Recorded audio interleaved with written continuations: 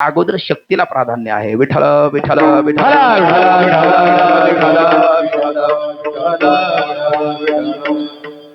कारण शिवामध्ये म्हणजे प्रलयाची देवता भगवान शंकर आहे. शिवामधला जर वेलांटी काढला तर शिव होतं, म्हणजे तो शक्ती आहे. म्हणजे ही स्त्री शक्तीच सर्वांच्या पाठीशी खंबीरपणाने उभी असते, तीच व्यक्ती जगामध्ये महान होते. म्हणून म्हटलेलं आहे का नारी की निंदा मत कर यारो, नारी जतन की खान, जिस नारी से पैदा हुए हे शुक भीष्म हनुमान, असंही म्हटलेलं आहे. किंवा यत्र नारेस्तु पूजन्ते रमनते तत्र देवता.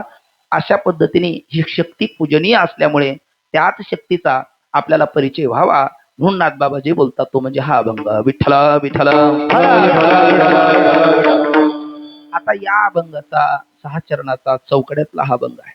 या अभंगाचा अधिकारी कोण, या अभंगातील विषय काय, या अभंगातील प्रयोजन म्हणजे फल काय आणि संबंध कोणता, एका वाक्यामध्ये आपण पाहू. कोण या अभंगाचा अधिकारी आहे, तर सामान्यतः आपल्या भारत राष्ट्रामध्ये त्यातले त्यात महाराष्ट्रामध्ये 5 प्रकारच्या उपासना प्रधान आहे.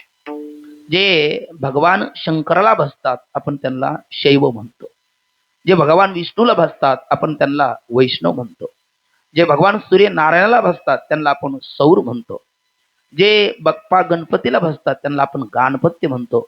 तसं जे देवीला भजतात त्यांना आपण शाक्त म्हणतो. जो शक्तीचा उपासक आहे तो आजच्या अभंगाचा अधिकारी आहे. विषय काय, अशा असणाऱ्या माता शक्तीचा, कारण हाकारीची ज्याच्या नावे त्याचे नामच नाही ठावे. ध्यात्याला ध्यान करायचं असेल, ज्ञात्याला ज्ञान करून घ्यायचं असेल तर ध्यात्याला ध्येयाचं आणि ज्ञात्याला ज्ञेयाचं स्वरूप कळणं गरजेचं असतं. जर ते कळालं नाही तर एक गोड दृष्टांत आहे. अहो अहो तुम्ही ज्याच्या घरी होतो आम्ही, त्याला जाऊन सांगा याच्यातलं हे गेलं. तुम्हाला हे काही कळालं नसेल. मी पहिल्यांदा ऐकलं तेव्हा मलाही काही कळालं नव्हतं. आता सांगतो. झालं असं, एक पाटील असतात. पूर्वी दळणवळणाची सुविधा नव्हते आणि म्हणून ते घोड्यावर प्रवास करायचे. पण ते काहीतरी घोडा आजारी पडलं, ते घोडं मेलं. प्रवासाला तर घोडा पाहिजे. मग दुसरा घोडा नवीन खरेदी केला, नवीनच एक नौकर ठेवला आणि त्याला सांगितलं जरा घोडा चारून आण.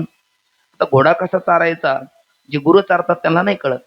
ते गुरं चारण्याची पद्धत वेगळी, घोडा चारण्याची पद्धत वेगळी, गाढवं चारण्याची पद्धत वेगळी. बऱ्याच गाढवाला हे कळत नाही. म्हणजे ते कळालं पाहिजे कुठल्याही क्षेत्रातलं काय. माऊली म्हणतात ना, जो जेथीचे गौरव नेणे तयासी ते भिंगळू आणि अप्रसंगू तेने तू म्हणा वाचकी. याने तू लगाम काढून घेतला. ते घोडं काही तेवढं रोळ्याला नव्हता, त्या पूर्वीच्या मालकाकडे गेलं पळून.